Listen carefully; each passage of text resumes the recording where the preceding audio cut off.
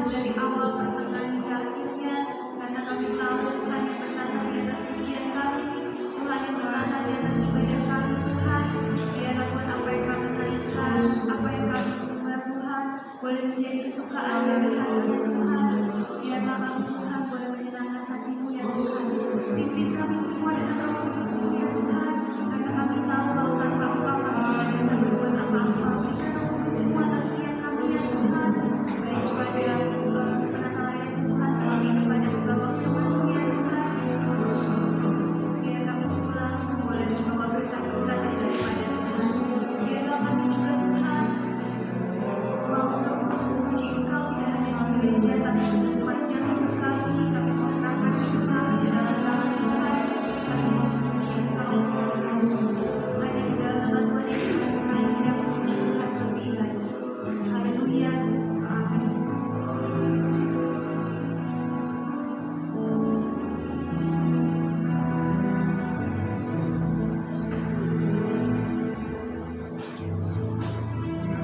Shalom, selamat pagi. Selamat berbakti pada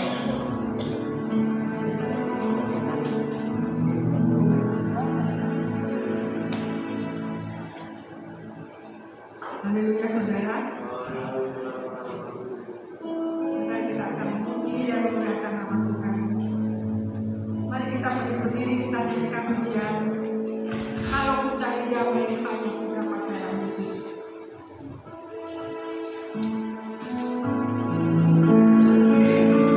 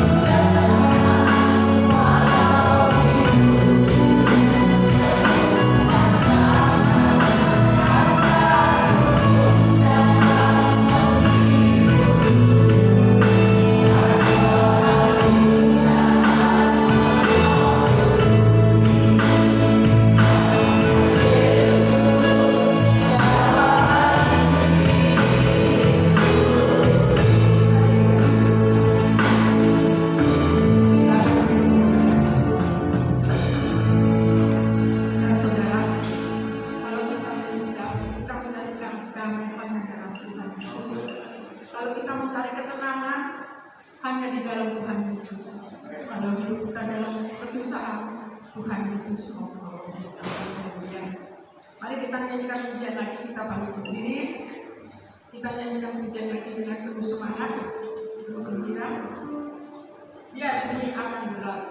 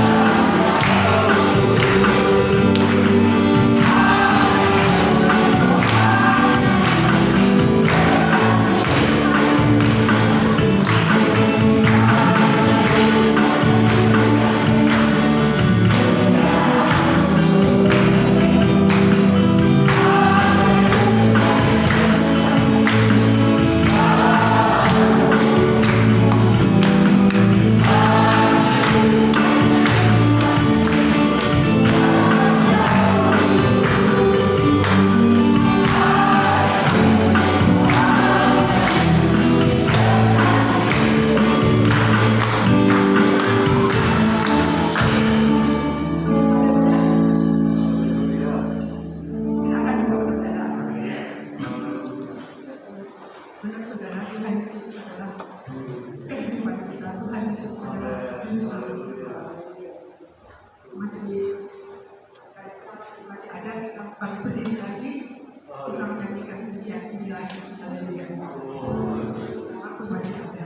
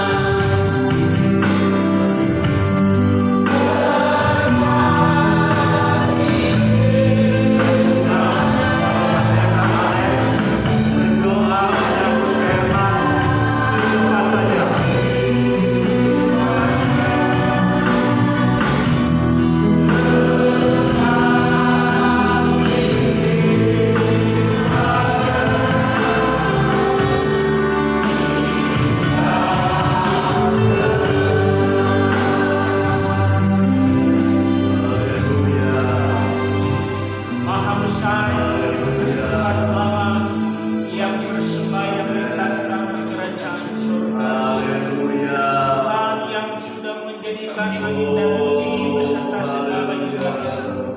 Tuhan yang tidak meninggalkan segala ciptaannya. Tuhan Ibrahim, Ishak dan Yakub, Tuhan kami juga, Tuhan yang kami kenal, kami sembah di dalam nama Tuhan kami Yesus Kristus. Kami mengucap syukur dan berterima kasih kepada-Mu Tuhan. Tuhan baik dalam kehidupan kami, dan Tuhan tidak pernah berubah dalam kehidupan kami. Tuhan tetap sama.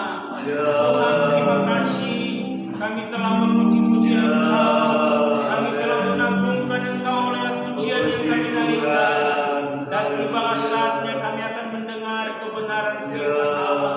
Sebelum kami mendengarkan ya Tuhan, belas kasihan dari Engkau mengampuni segala kesalahan kami, kekurangan kelemahan kami, layakkan kami untuk mendengar firman Tuhan.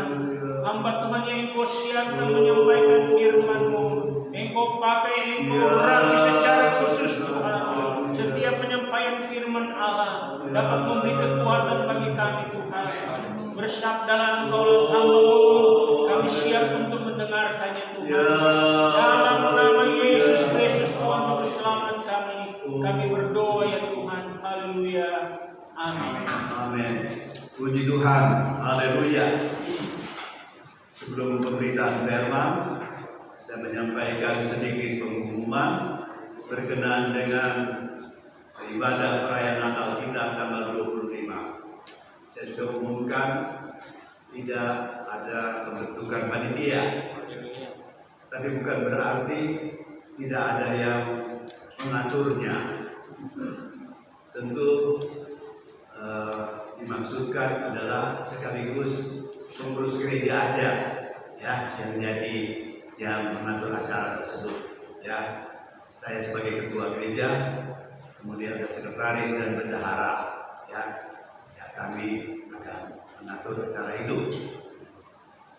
Acaranya antara lain yaitu setengah jam kita siapkan untuk puji-pujian nanti dari tim ya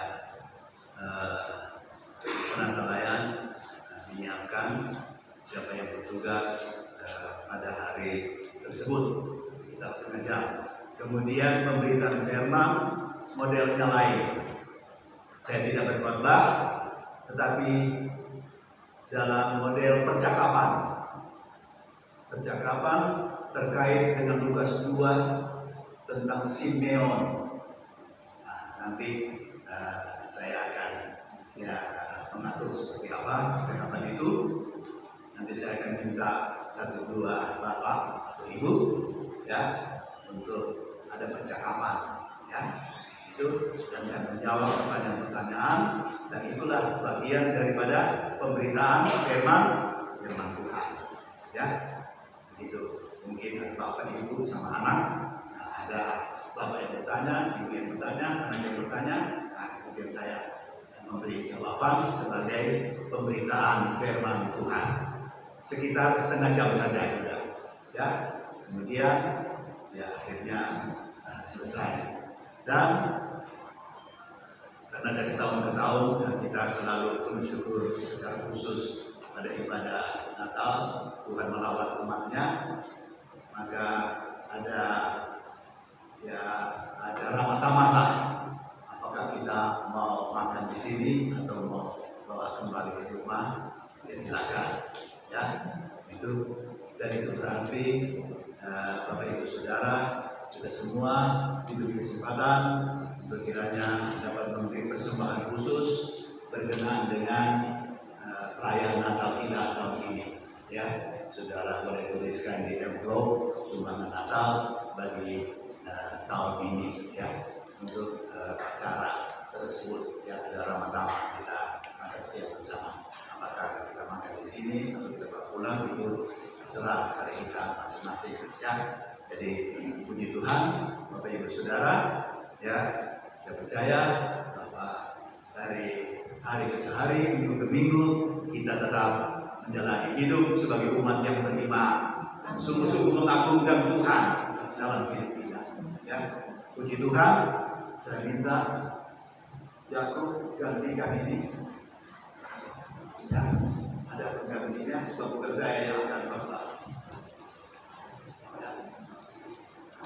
Ada kira-kira ada ya. Baik, saya serahkan kepada Bapak Pendeta Yesiel untuk menyampaikan firman.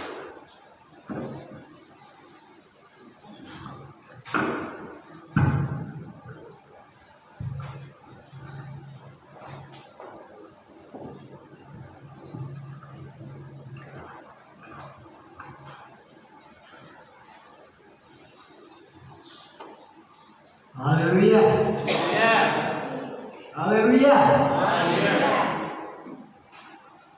Kita sudah berada di minggu yang keempat di bulan November. Jadi tinggal 1 bulan lebih kita akan merayakan Natal. Tadi Bapak Gembala sudah berbicara tentang cara-cara perayaan kita nanti. Terima kasih buat pagi ini, kepercayaan dari Bapak Gembala untuk saya menyampaikan kebenaran firman Tuhan. Firman Tuhan ini tidak habis-habisnya, saudara. Selalu ada jalan keluar. Di masa pandemi COVID-19 ini pun kita harus tetap hidup dalam kebenaran firman. Kalau kita di luar firman Allah, kita akan jatuh, saudara. Pasti. Untuk persingkat waktu, mari kita bangkit berdiri. Kita akan buka di dalam Injil Matius. Matius pasal yang ke-6.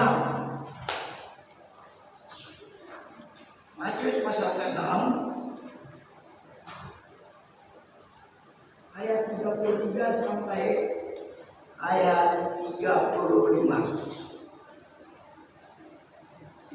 Matius pasal 6 ayat 33 Sampai 34 aja Om. 34 ya. Iya, 35-nya nggak ada. Ya, 34. Ya, kita baca bersama-sama. 1, 2, 3. Tetapi janganlah kamu khawatir akan hari besok, karena hari besok mempunyai kesusahannya sendiri. Kesusahan sehari cukuplah untuk sehari. Kalau kita silakan dulu. Kalau kita baca dari ayat 73, ya, tetapi cari dulu kerajaan Allah serta kebenarannya, maka semuanya itu akan ditambahkan kepadamu. Amin. Silakan dulu. Dari firman Tuhan ini kita bisa melihat Allah kita di dalam Yesus Kristus selalu ingin memberikan kebenaran, bukannya kebenaran yang dibuat sendiri, tapi kebenaran yang sungguh-sungguh dicari oleh Tuhan untuk kita hidup di dalam kebenarannya. Tidak gampang, saudara. Di era akhir tahun ini, di masa pandemi COVID-19, saya katakan banyak kekristenan hanya KTP. Maaf saudara ya, di sini nggak ada. Kristenannya KTP di mana saudara? KTP-nya Kristen, tapi perilakunya tetap sebagai orang dunia. Nah ini yang Allah tidak mau dalam kehidupan kita. Karena itu dia berkata tadi, carilah dulu kerajaan Allah serta kebenarannya, maka semuanya akan ditambahkan kepadanya. Berarti Allah mau hidup kita benar. Kalau hidup kita nggak benar, kita tidak bisa katakan anak Allah. Atau apalagi hamba Tuhan, tidak bisa. Hamba Tuhan harus berkata benar, jujur dan sebagainya. Kita lihat di mana Matius ini mengajarkan kepada kita supaya kita tetap tinggal di dalam kehidupan yang benar di hadapannya. Kita lihat satu contoh yang luar biasa di dalam 1 Korintus. 1 Korintus pasal 2 ayat 12. Saya akan bacakan demikian. 1 Korintus pasal 2 ayat 12. Siapa gerangan di antara manusia yang tahu apa yang akan terjadi dalam diri manusia selain roh manusia sendiri yang ada di dalam dia. Demikian pula lah, tidak ada orang yang tahu apa yang terdapat di dalam diri Allah seperti selain Roh Allah.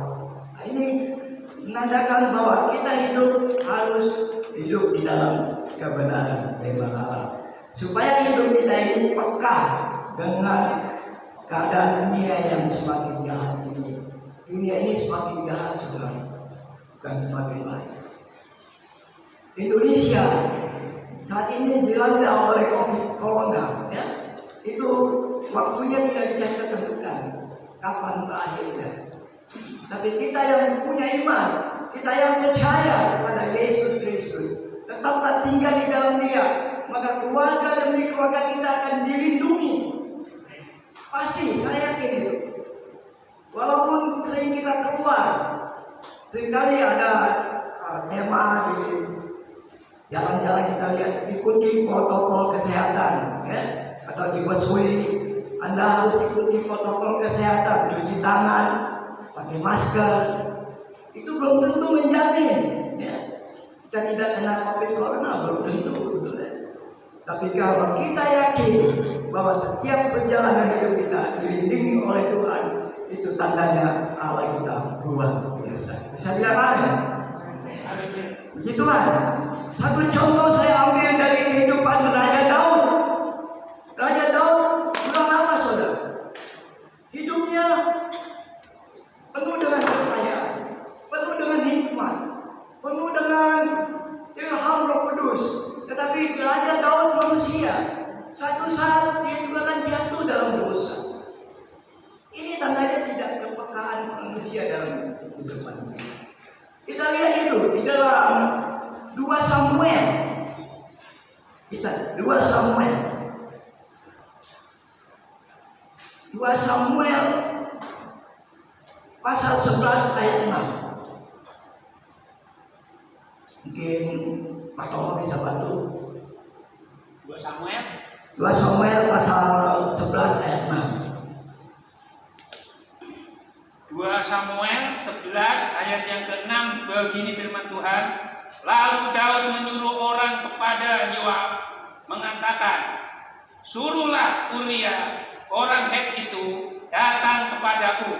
Maka Yoab menyuruh Uria menghadap Daud. Ayat 7. Ayat yang ke-7, ketika Uria masuk menghadap dia, bertanyalah Daud tentang keadaan Yoab dan tentara dan keadaan perang.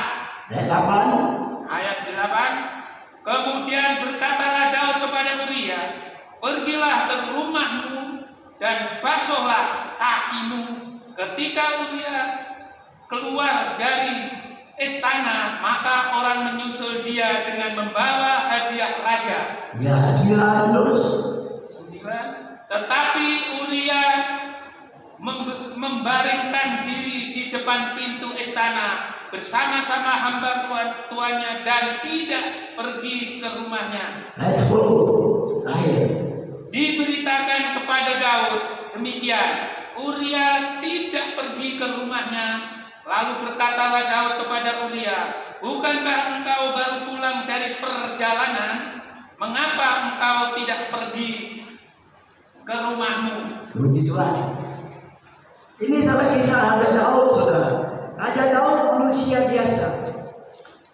Satu saat, waktu pagi hari, dia berdiri di suatu istananya. Dia melihat ada seorang perempuan yang lagi mandi. Ya, Bathsheba. Nah, dalam penglihatannya wanita ini sangat cantik. Sedangkan Daud sudah mempunyai istri banyak, saudara. Tetapi dia tetap pulang. Ini tandanya Daud saat itu tidak dipimpin oleh Roh Kudus. Dan dia bilang, bertanya kepada pegawai-pegawainya, siapakah perempuan itu? Itu adalah istri Uria. Dan Daud punya rencana yang jahat. Uria ditaruh di depan medan perang. Dan kalau Uria mati, dia bisa mengawini Bathsheba sebagai istrinya. Bukankah ini dosa perzinahan, saudara? Hati-hati. Dia hingga ini banyak anak Tuhan punya KTP, punya KTP, hamba Tuhan, punya KTP, orang Kristen, tapi dalam kehidupan di dalam rumah tangganya tidak mencerminkan kebenaran. Ini satu tanda dari zaman ini sudah hampir benar. Kedatangan Tuhan kedua kali tidak lama lagi. Percaya saudara. Banyak tafsiran di tahun-tahun 2024, ada tafsiran 2025. Itu semua tafsiran. Jangan percaya. Kita percaya kalau kita hidup benar, jujur di hadapan Tuhan, maka kita akan terangkat hidup-hidup. Seperti Yesus waktu memerintahkan Roh Kudus turun dari surga, dan dia melihat murid-murid melihat Yesus seakan hidup-hidup di awan-awan yang permai. Inilah saudara, bukti nyata kehidupan orang benar itu harus benar di hadapan Tuhan. Dan contoh yang kedua lagi, saya banyak memberikan contoh supaya tema khotbah saya hari ini, Allah mau hidup benar di hadapannya, selalu benar-benar hidup benar.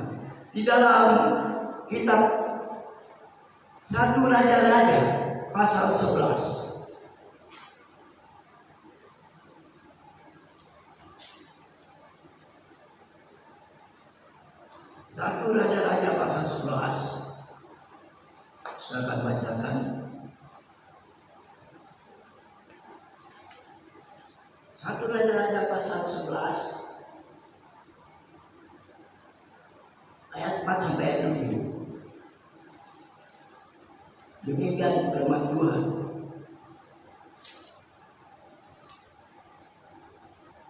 Sebab pada waktu Salomo sudah tua, istri-istrinya itu mencondongkan kepada hatinya kepada Allah lain, sehingga ia tidak dengan sepenuh hati berpaut kepada Tuhan Allahnya, seperti Daud ayahnya.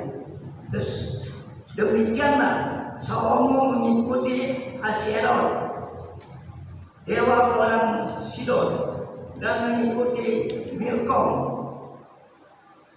dewa kejijikan, sembahan orang Amon.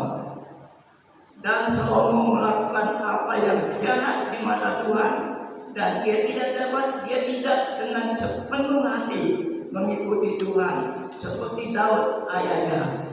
Pada waktu itu Salomo mendirikan bukit pengorbanan bagi Kanon, dewa kejijikan, kesembahan orang Moab, di gunung di sebelah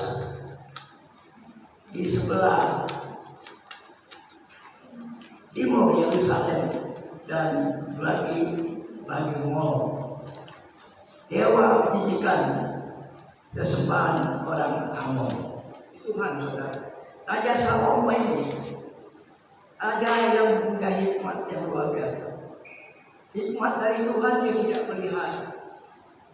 Begitu dia dikunjungi oleh Ratu Seba, ya, dari negeri Seba, dan ratu ini mempersembahkan banyak sekali emas permata. Dia mulai condong hatinya kepada Ratu negeri Seba. Bukankah ini Salomo sudah tidak lagi menjaga kekudusan? Hidup di dalam dunia ini, hidup yang penuh dengan kekudusan. Kalau kita tidak hidup dalam kudus, maka kita akan mendapatkan ganjaran dari Tuhan.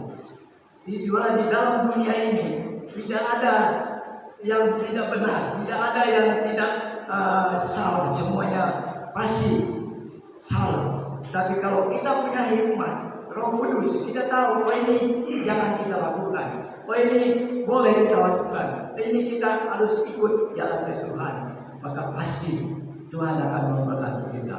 Ada banyak anak-anak Tuhan yang masih muda-muda, pemilih calon istri. Maaf, anak-anak muda ya, hati-hati. Lagi muda, dia lelaki ini ganteng, orang kaya lagi. Waduh, saya kalau menikah dengan dia, waduh, luar biasa. Gak taunya lelaki ini tidak seiman.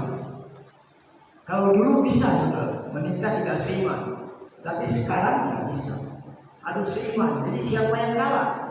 Kadang-kadang karena perempuan ini sudah dilahatan, ya dia ikut masuk ke agama lain. Banyak saudara. Tetangga saya di sana banyak. Yang penting saya kaya raya. Sebodohlah. Satu contoh, dulu teman saya, dia seorang hamba Tuhan. Dia hidup benar.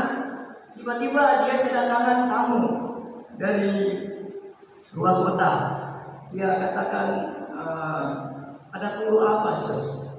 Dan saya mau tanya, di sini ibadah masih saya bisa ikut nggak?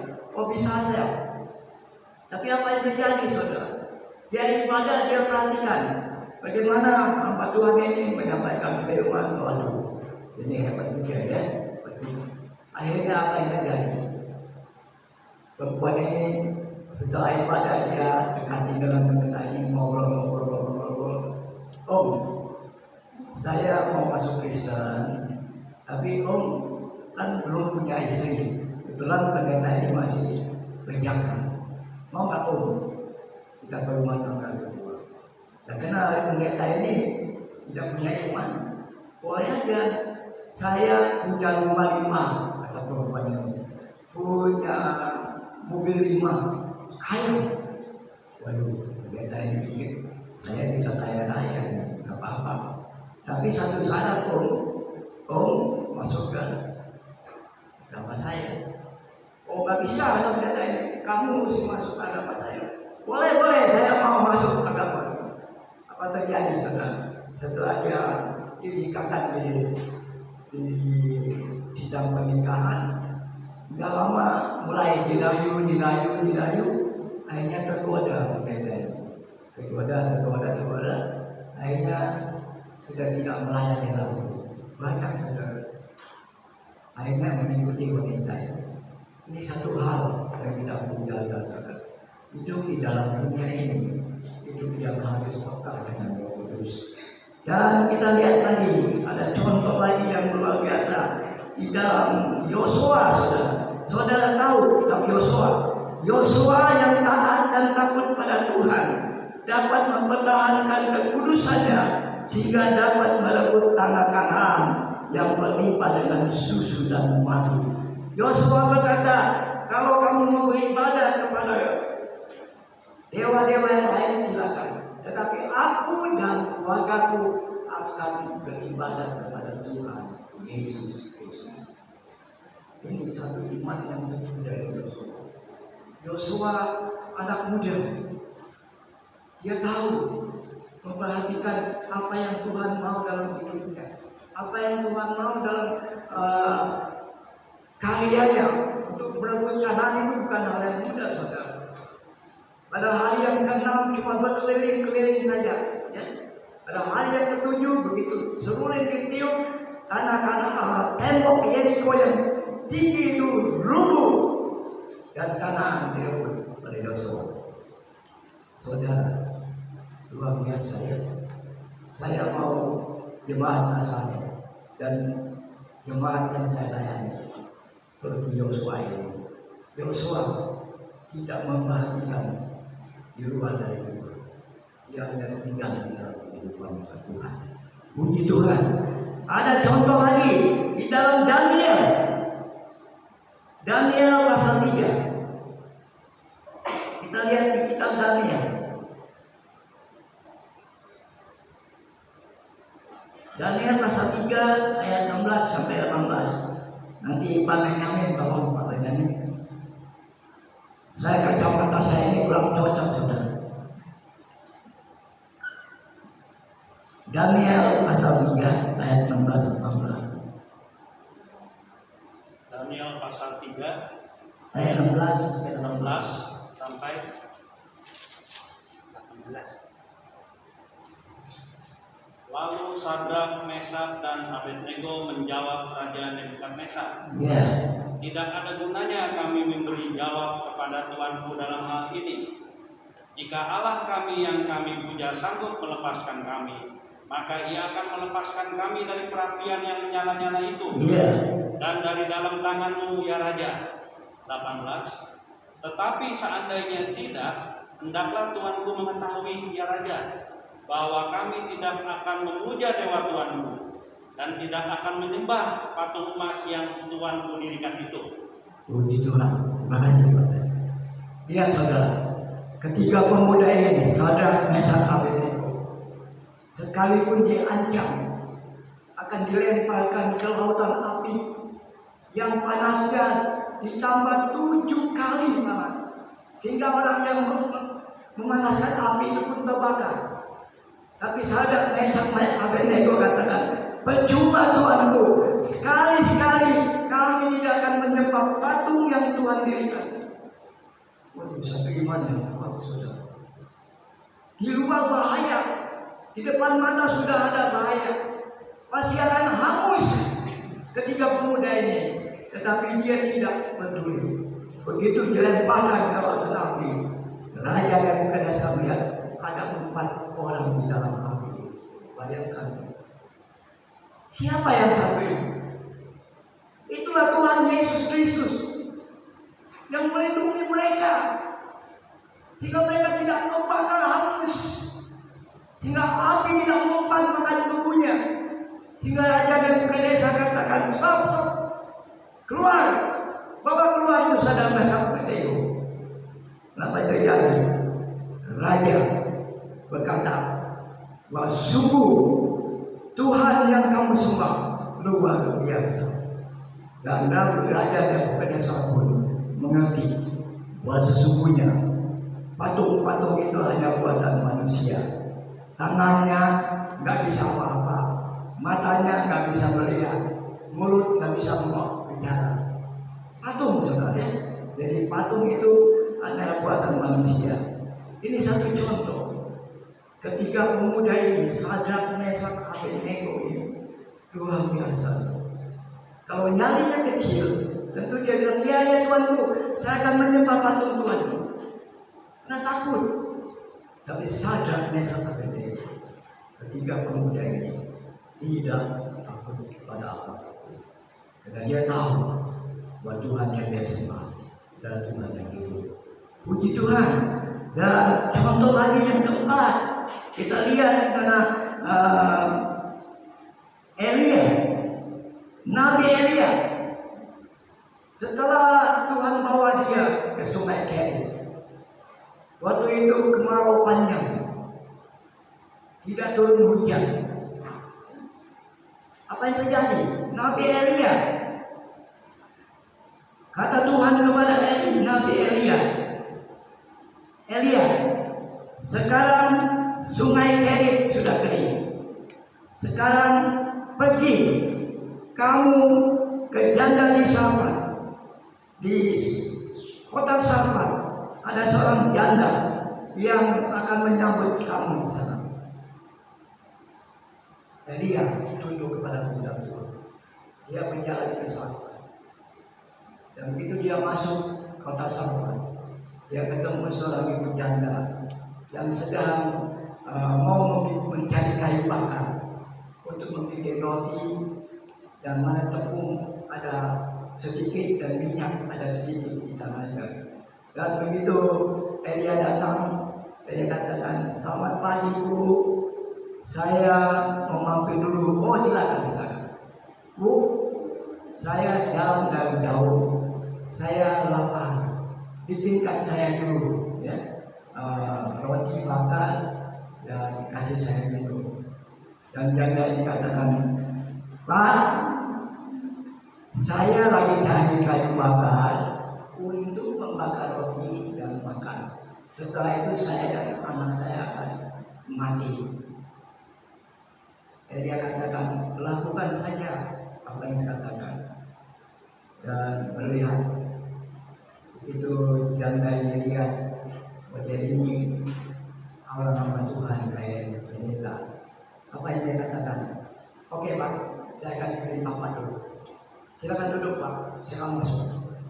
Dan Elia masuk, dibikinkanlah oleh janda di Safat ini roti dan minuman. Setelah itu janda di Safat ini katakan, Ibu, sekarang tepung dan minyak yang ada di berbeli tidak akan habis habis-habisnya sampai kemarau ini berlalu. Luar biasa saudara ya, luar biasa. Inilah tandanya bahwa seorang ibu janda pun bisa memberi makan hamba Tuhan kalau dia percaya perkataan seorang hamba Tuhan. Puji Tuhan, di mana kita melihat ada banyak sekali contoh-contoh di dalam Alkitab, di mana janda diselamatkan di dalam kitab 1 Yohanes. Kita baca di dalam kitab 1 Yohanes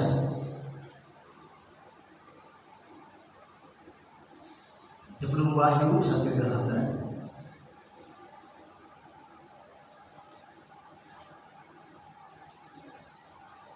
Yohanes pasal 4 ayat 18.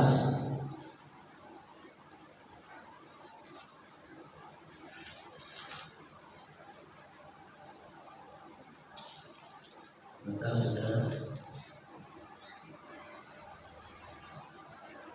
Ayat 18.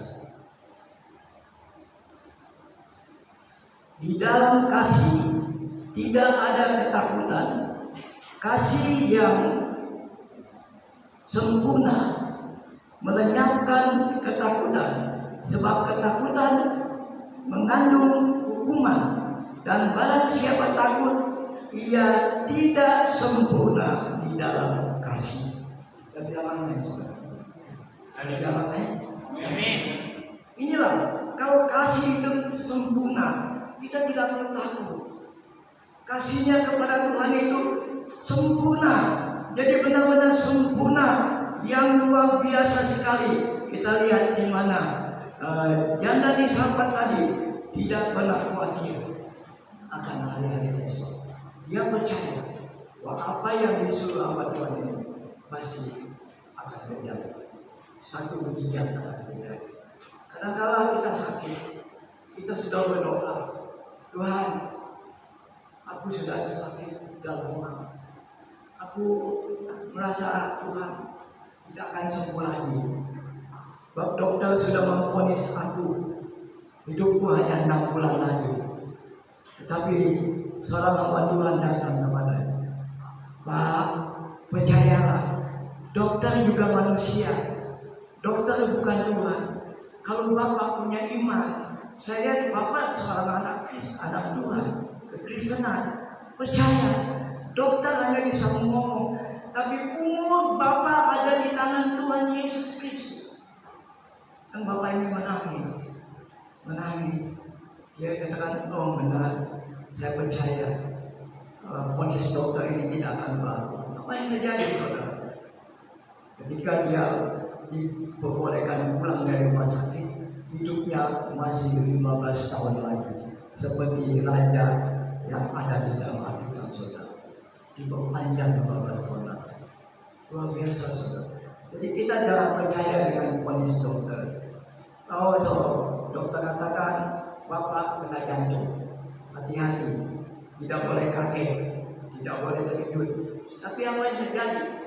Setelah dia percaya pada firman Allah, setiap hari dia baca firman Allah, dia baca dari Kejadian sampai Wahyu, berulang-ulang, 2 ayat 1 hari. Bayangkan berapa lama, saudara.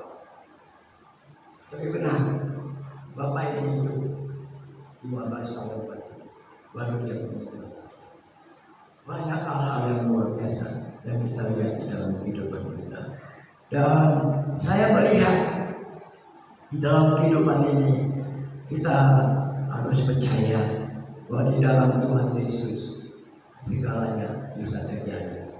Saya melihat satu contoh lagi, saudara. Karena waktu berjalan terus, kita mengenal di mana seorang pemuda yang bernama Yusuf. Saudara kenal Yusuf di Kejadian. Yusuf ini adalah anak Tuhan yang sungguh-sungguh. Dia dijahati oleh saudara-saudaranya. Dia punya 12 saudara. Karena ayahnya menyayangi Yusuf, yang lainnya iri. Dia bilang, waduh, kita dibedakan dengan Yusuf. Yusuf lebih dilebihkan daripada saya. Akhirnya Yusuf diajak mereka berburu, diajak keluar. Akhirnya Apa yang terjadi saudara? Yusuf dibuang ke sumur kosong. Dalam sumur. Untungnya sumur itu tidak ada air. Kalau sumur itu berair, Yusuf pasti sudah mati. Apa yang terjadi? Tipu daya dari saudaranya pintar. Bajunya Yusuf dia ambil, dia percikan darah domba, dia bawa pulang kepada ayahnya. Yusuf sudah mati. Ayahnya bisa menangis, tidak bisa bilang apa-apa. Ayahnya hanya menangis karena Yusuf adalah anak yang paling dikasihi, anak yang paling disayangi oleh orang tua. Apa yang terjadi? Bertahun-tahun kemudian, kalau kita baca itu di dalam Kejadian 41, kitab Kejadian 41. Kejadian 41 ayat 41.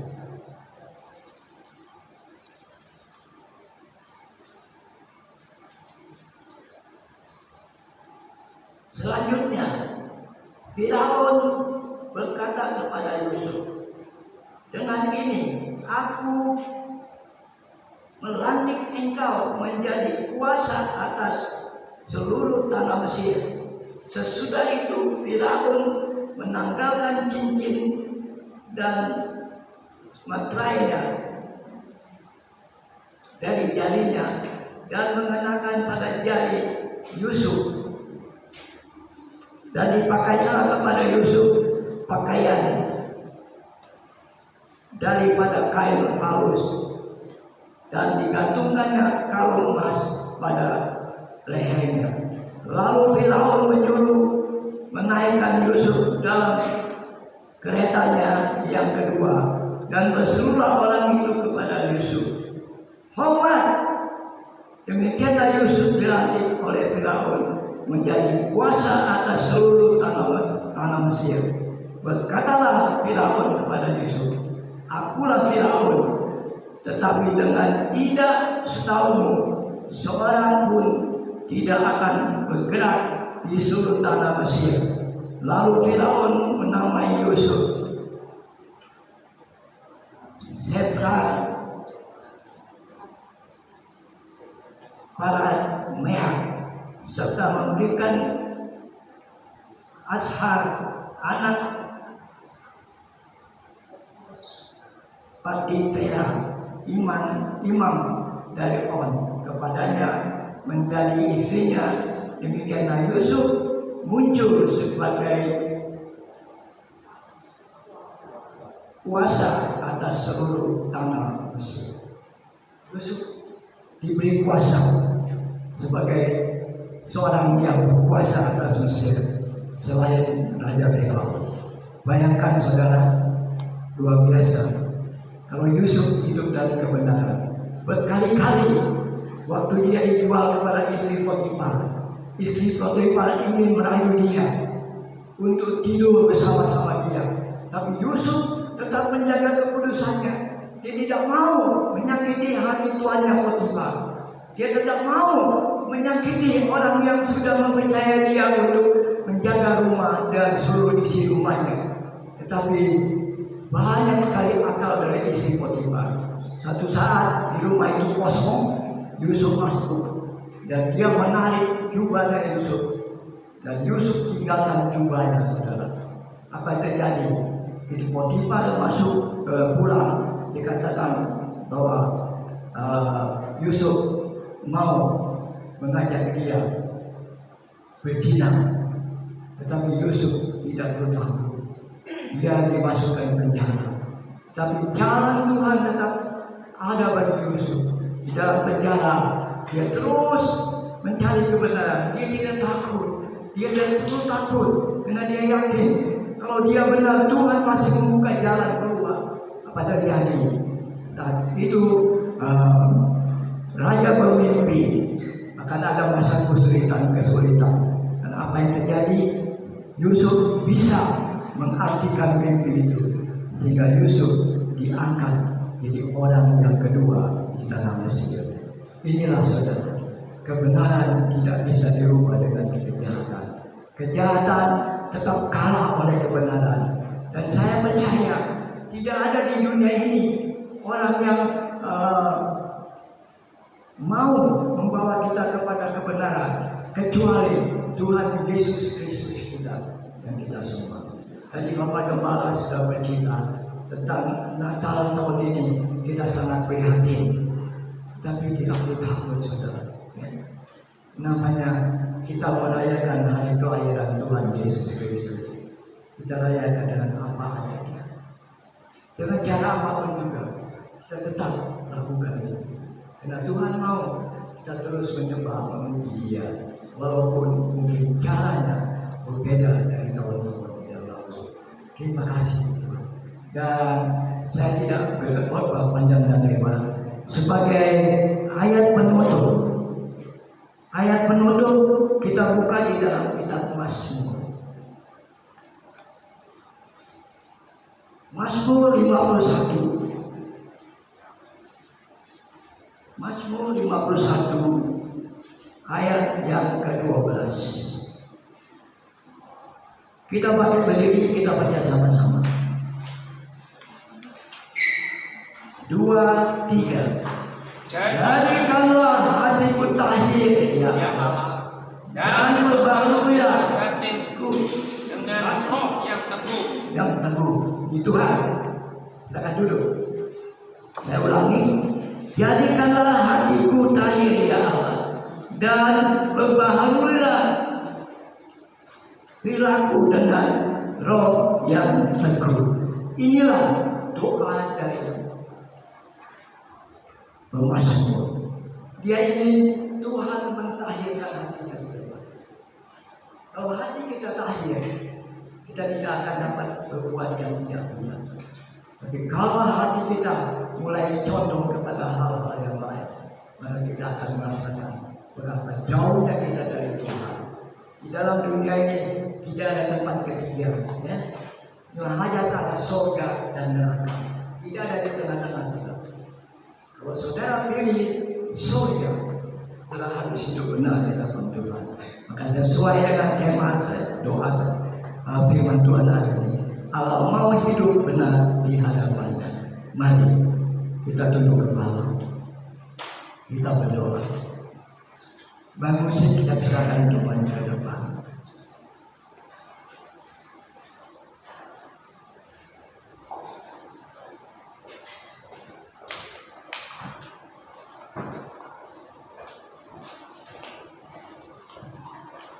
Kita akan pujian kemurahan-Mu lebih dari itu.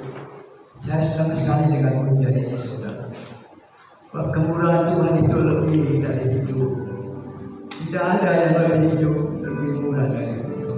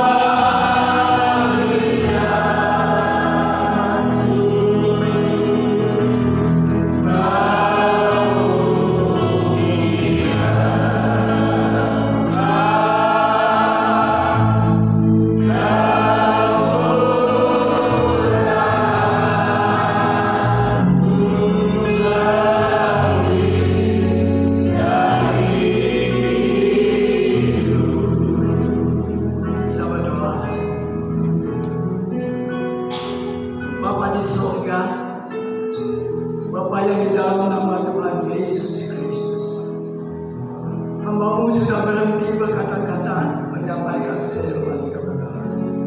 Namun hamba tahu Tuhan, di balik semua ini kami tidak bisa berbuat apa-apa di dalam dunia ini, kecuali kami menurut perintah-Mu.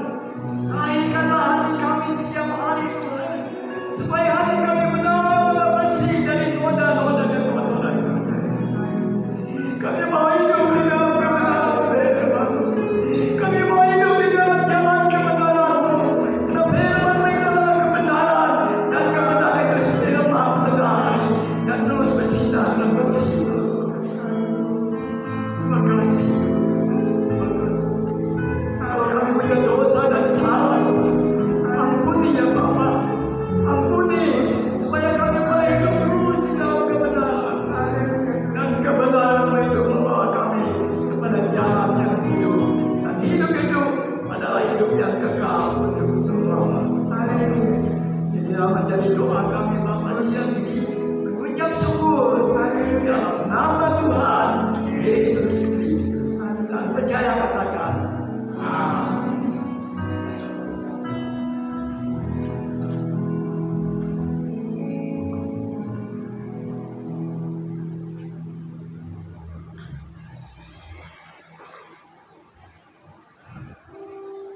Mulialah nama-Mu Tuhan.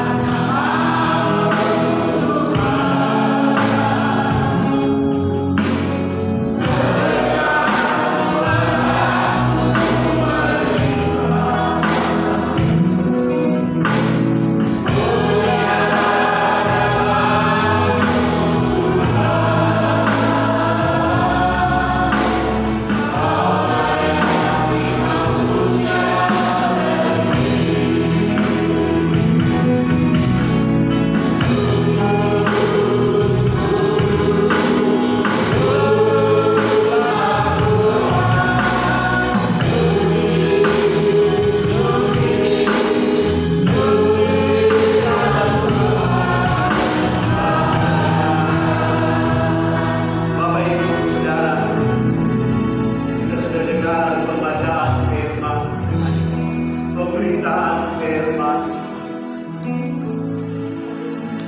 Cari dahulu kerajaan Allah dan kebenarannya, maka semuanya akan ditambahkan kepadamu. Janganlah kamu khawatir, kesusahan sehari cukup untuk sehari. Bapak Ibu Saudara sekalian, dalam hidup kita banyak hal yang diperlukan. Manusia berupaya memenuhi kebutuhan hidupnya, bekerja, sekolah, dan lainnya. Tapi Tuhan sampaikan firman-Nya, yang pertama-tama perlu carilah Tuhan, carilah kerajaan-Nya, carilah kebenaran-Nya. Itulah yang terutama, itulah yang pertama-tama dalam hidup ini. Maka yang lainnya Tuhan akan tambahkan di dalam hidup kita. Pertama-tama itulah berkat rohani, berkat kebenaran-Nya. Kemudian apa yang perlu dalam hidup kita, maka Tuhan mengadakan itu bagi kita. Banyak hal yang membuat kekhawatiran dalam hidup ini. Inilah dunia yang berisi berbagai kekhawatiran, berisi berbagai kesusahan dan lain sebagainya. Tetapi orang yang mendahulukan akan Tuhan, maka Tuhan mempedulikan kepada mereka. Kita berdiri bersama-sama, kita tamatkan ibadah kita. kita naikkan pujian, mataku tertuju kepada Tuhan.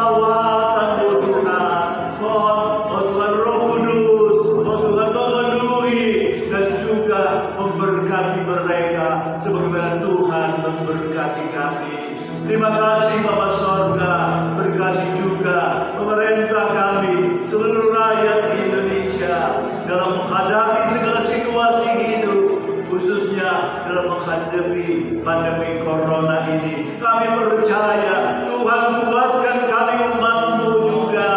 Oh, di mana saja, oh Tuhan, umat-Mu berada. Terpuji Tuhan selama-lamanya.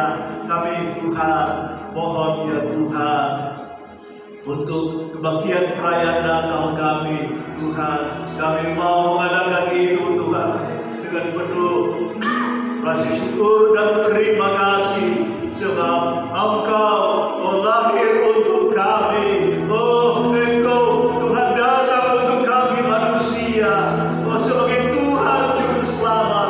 Itu sebabnya penuh syukur kami adakan itu untuk kemuliaan dan kebesaran nama-Mu. Berkati semua persiapan itu. Terima kasih Bapa. Kami mengakhiri pertemuan ibadah kami. Sekali lagi hamba serahkan seluruh jemaat yang hadir maupun yang tidak hadir.